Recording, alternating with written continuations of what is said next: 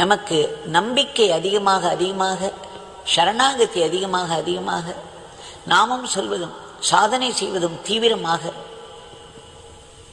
செல்லும் பொழுது இவையெல்லாம் தானாகவே விடுபட்டுவிடும். அவைகள் தானாகவே விடுபட்டு போகும் வரை நாம் அதை செய்து கொண்டிருக்கத்தான் வேண்டும். நாம் முன்னாடியே அதை விட்டுவிட்டு சிறிது காலத்தில் நாமத்திலும் நம்பிக்கை இழந்து அதையும் விட்டுவிட்டோமானால் பெரும் சங்கடம். அதனால் நமக்கு உரிய அன்றாட வழிபாட்டு முறைகளை நாம் மேற்கொண்டுதான் இருக்க வேண்டும்.